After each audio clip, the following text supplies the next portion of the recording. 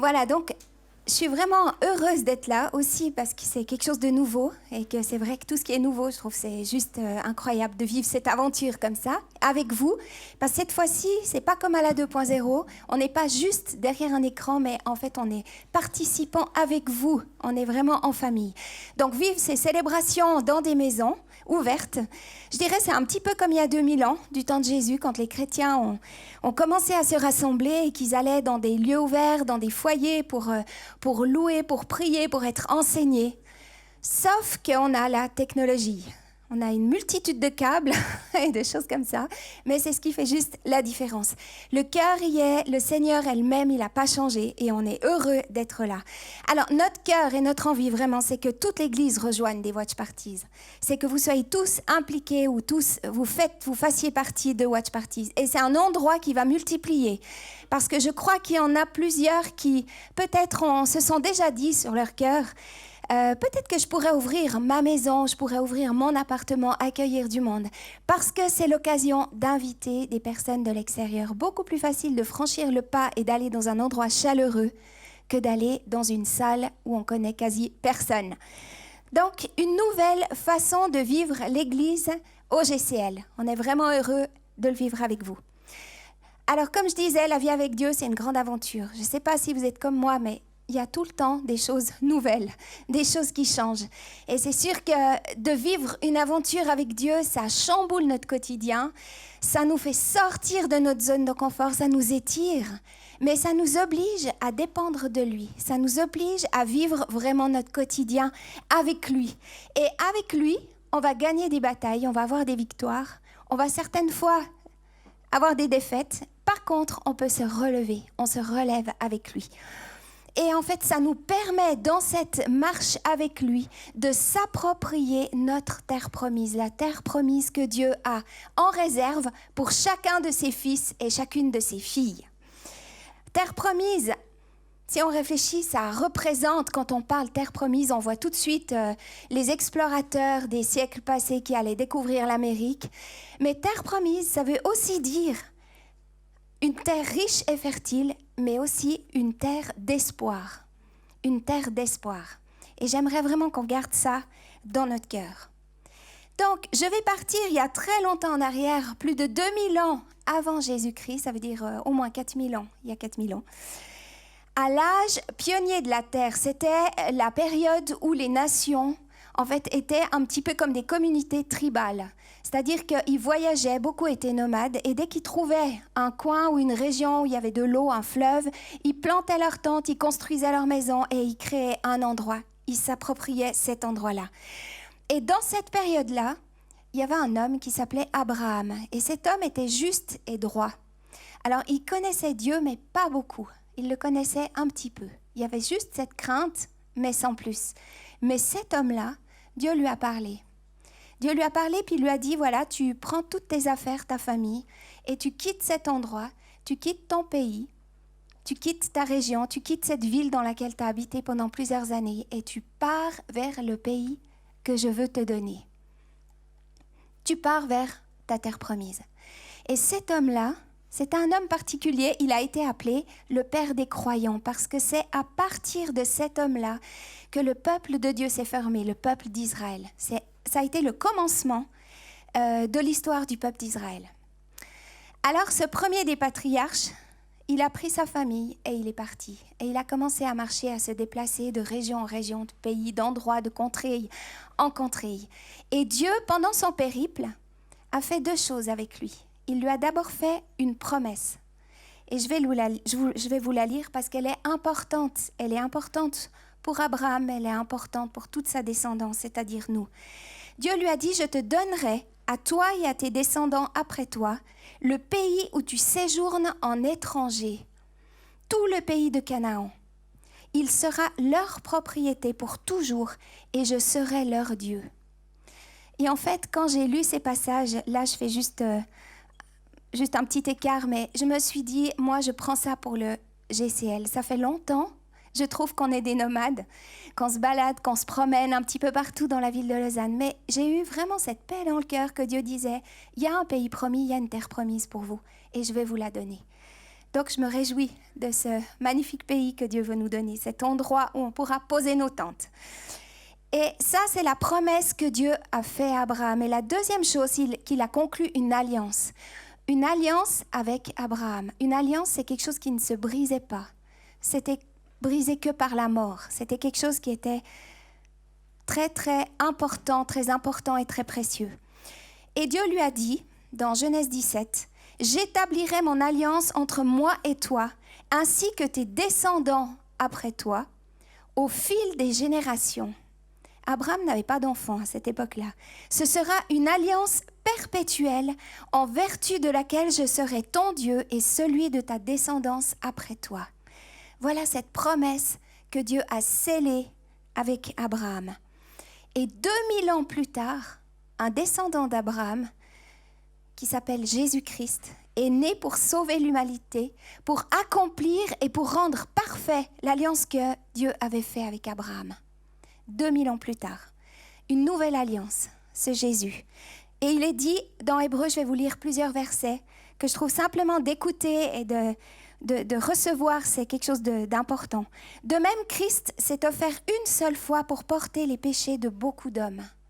Christ est mort une seule fois. En effet, par une seule offrande, il a conduit à la perfection pour toujours ceux qu'il rend saints. Il dit aussi, « Voici l'alliance que je ferai après eux, que je ferai avec eux après ces jours-là, dit le Seigneur. Je mettrai mes lois dans leur cœur et je les écrirai dans leur esprit. » Il dit encore, « Je ne me souviendrai plus de leurs péchés ni de leurs fautes. » Or, là où il y a pardon des péchés, il n'y a plus à présenter d'offrande pour le péché. Retenons fermement l'espérance que nous proclamons, car celui qui a fait la promesse est fidèle. C'est Hébreux 9 et 10. En fait, il y a cette assurance, ces promesses qui sont là, cette alliance qui s'est réalisée avec chacun d'entre nous suite au pas de foi qu'a fait Abraham.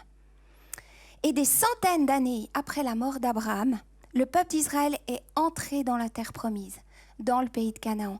Je vous laisse, je passe par-dessus des aventures incroyables qui se sont passées pour eux. Toujours est-il qu'à un moment donné, ils étaient devant le Jourdain, ils ont marché dans le Jourdain, l'arche de l'Alliance a été en premier, les chantres aussi. Le fleuve s'est arrêté, le peuple a traversé et ils se sont trouvés dans leur terre promise, le pays de Canaan. Une fois entrés dans le pays de Canaan, le peuple s'est purifié. Et là, ils ont dû faire quelque chose de particulier. Tous les hommes qui n'avaient pas été circoncis pendant leur long voyage dans le désert ont été circoncis ce jour-là. Et en fait, la circoncision, c'est quelque chose qui avait été institué par Dieu comme signe de l'alliance que Dieu a fait avec son peuple. Donc, tout le peuple d'Israël devait passer par la circoncision pour valider en fait cette alliance ou l'attester. Et Dieu leur a dit quelque chose d'important ensuite. Il leur a dit, « Aujourd'hui, j'ai fait rouler loin de vous la honte de l'Égypte. » Ça, c'est dans Josué 5. En fait, ils étaient libres de toutes ces années. Ils avaient été esclaves pendant 400 ans en Égypte. Et voilà que Dieu disait, maintenant vous êtes dans la terre promise. Je refais mon alliance et je revalide mon alliance avec vous et je fais rouler la pierre de la honte loin de vous. La honte de l'Égypte, je la fais rouler et vous n'êtes plus sous ce joug-là. Toutes les pratiques idolâtres, toute la honte qui s'y rattachait. Et aujourd'hui, pour ceux qui ont accepté Jésus dans leur vie comme leur sauveur et leur Seigneur, la circoncision, elle est différente. C'est celle du cœur. C'est celle du cœur qui est accomplie par l'Esprit. Dans Romains 2, au travers du sacrifice de Jésus, cette circoncision, cette validation de l'alliance de Dieu avec nous, elle est faite dans le cœur. La circoncision, c'est celle du cœur accomplie par l'Esprit. Et Dieu fait rouler loin de nous la honte du péché, la honte de la servitude du péché. En fait, je suis libre dans cette terre promise, dans cette nouvelle vie que Dieu me donne. Je suis libre de marcher sans la honte du péché. Je suis libre de me tenir droit. Je suis libre sur tout ce qui pouvait m'asservir avant, au travers de la victoire à la croix de Jésus. On y est. On y est. On y est dans cette terre promise. On y est maintenant, il faut la conquérir. Et cette terre promise, pour nous, c'est le salut de toute ma famille. par exemple, la restauration des relations brisées. C'est la victoire sur une ou plusieurs dépendances. Ça, c'est ma terre promise. C'est la paix et la joie envers et contre les circonstances. C'est la victoire sur la maladie. C'est la foi pour déplacer les montagnes. C'est l'amour qui remplit mon cœur et que je peux déverser autour de moi. C'est la formation de mon caractère. C'est la victoire sur la peur. C'est entrer pleinement dans mon identité de fils et de fille de roi. Être une bénédiction pour ma famille, mon entourage et là où je suis placée. Être cette bénédiction. J'ai toutes ces choses par la foi. Je suis dans ma terre promise. Mais pour ça, je dois me lever et m'approprier ces promesses et cette terre promise. Dieu combat pour moi, mais moi, je dois être déterminée. Je dois vouloir le faire. Parce qu'en fait, le peuple d'Israël, quand il était dans le pays, il a dû gagner des batailles, il a dû avoir des victoires. Il avait toujours ce lieu où il pouvait revenir vers Dieu, recevoir les instructions, d'où notre dépendance jour après jour avec Dieu. Et j'aimerais finir avec une histoire que j'ai racontée il y a quelques années, alors peut-être certains s'en souviennent. C'est l'histoire d'un homme qui s'appelait Shamma. C'était un des meilleurs hommes de guerre, en fait, du roi David. C'était un de ses chefs de guerre. Et cet homme-là, il vivait en Israël, et en Israël, ils avaient beaucoup d'ennemis, c'était les Philistins qui venaient autour d'eux et qui, une fois qu'ils avaient cultivé leurs champs, ils venaient, ils prenaient toutes les récoltes et ils repartaient. Et en fait, cet homme était là, et puis il y avait plusieurs champs qui étaient cultivés. Il y en a un, c'était un champ de lentilles. Et dans ce champ de lentilles, il y avait tous ces paysans, ces agriculteurs qui étaient là, qui travaillaient. Et voilà que tout d'un coup, ils ont entendu un bruit, ils ont levé la tête et ils ont vu une multitude d'hommes armés. C'était les Philistins qui étaient là et qui venaient vers eux pour leur prendre en fait leur récolte qu'ils avaient. C'était un champ où il y avait une maigre récolte. Il n'y avait pas beaucoup, c'était assez peu. Et en fait, ces hommes étaient là et ils se sont dit, mais est-ce que ces Philistins arrivent, est-ce que ça vaut la peine que je meure pour quelques lentilles? Franchement, est-ce que ça vaut la peine? Et en fait, leur décision a été très vite prise. Ils sont tous partis, ils ont pris leurs jambes à leur cou, ils ont laissé tout par terre et ils sont partis. Ils se sont enfuis. Et les Philistins ont avancé. Malheureusement pour eux, ces Philistins, il y avait un homme qui est resté. Et cet homme-là, c'était Shamma. Et cet homme-là, il avait ses armes avec lui. Il était agriculteur, mais il était aussi soldat. Et alors, il s'est battu contre les Philistins. Il s'est battu et il est dit que ce jour-là, l'Éternel accomplit une grande victoire. Au travers de son courage, au travers de sa décision de ne pas lâcher le terrain et de rester là où il était, Dieu lui a donné la victoire. Et voyez-vous, quand l'ennemi vient dans nos vies, on a notre terre promise qui est là. Quand l'ennemi vient, il ne vient pas pour des immenses champs pleins de blé qui foisonnent et qui sont... Il vient pour des petites choses. Il vient pour des champs de lentilles où il y a quelques lentilles, simplement. Et en fait, il vient là et c'est là qu'il attaque. Et Shamma, il aurait pu partir. Parce qu'en fait, il était seul. Mais il savait qui il était. Il aimait David, il respectait, il honorait son Dieu. Et pour lui, il a dit, je ne lâcherai pas, je ne partirai pas. Et non seulement il a fait ça, mais en plus il l'a fait sans que personne le voie. Sans que personne le voie. Il l'a fait, et personne n'était là. Et souvent, nous, quand on est seul, dans notre chambre, dans notre appartement ou dans un lieu où personne nous voit, est-ce qu'on est prêt à se battre pour notre champ de lentilles, si personne n'est autour? Est-ce qu'on est prêt à garder ce terrain que Dieu nous a donné? En fait, un détail comme un champ de lentilles, il était totalement suffisant pour lui, pour qu'il se batte et qu'il aille jusqu'au bout. Et ce jour-là, une grande victoire fut accomplie par l'Éternel. Et vous savez, les victoires que vous gagnez, les victoires qu'on gagne, sur des petites choses comme celle-là, comme sur les grandes choses, elles ont une répercussion non seulement pour nous, pour notre vie, mais elles ont aussi pour nos familles, pour les gens qui sont autour de nous, pour là où Dieu nous a placés. Une victoire qui a été accomplie par cet homme Shamma a eu des répercussions énormes sur la région et sur le pays. Parce qu'en fait, tout le monde a su que cet homme-là avait battu les Philistins. il avait eu la victoire. Et les victoires que nous, on remporte, des fois même dans le secret, même sans que personne ne le voie, ces victoires-là, ce terrain, cette terre promise qu'on s'approprie et qu'on gagne petit à petit, en fait, ont une répercussion énorme sur les personnes qui sont autour de nous. On est et vous êtes les facteurs du changement autour de vous.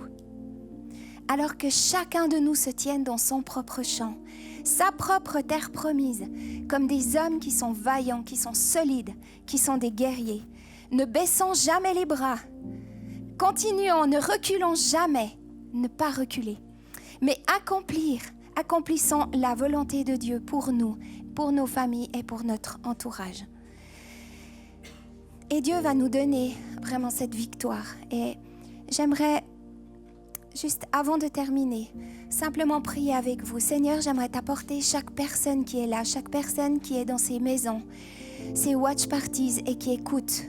Seigneur, merci parce que c'est pas juste mes paroles qui vont faire une différence, mais c'est vraiment toi qui parles au cœur de chacun.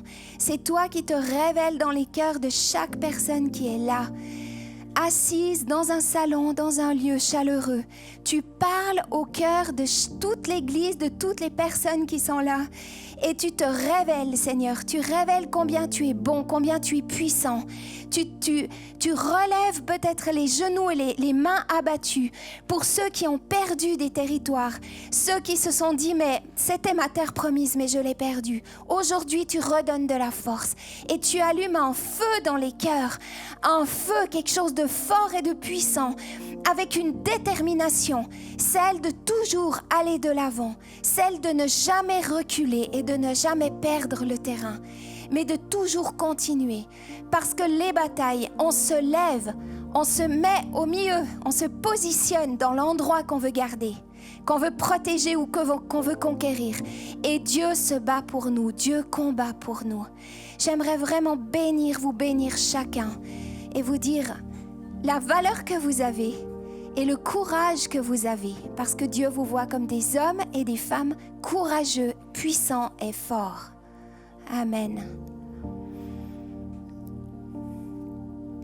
J'aimerais qu'on puisse terminer avec le GCL Worship. Ils ont encore un refrain, mais c'est des paroles qui sont vraiment importantes et je vous encourage à les proclamer.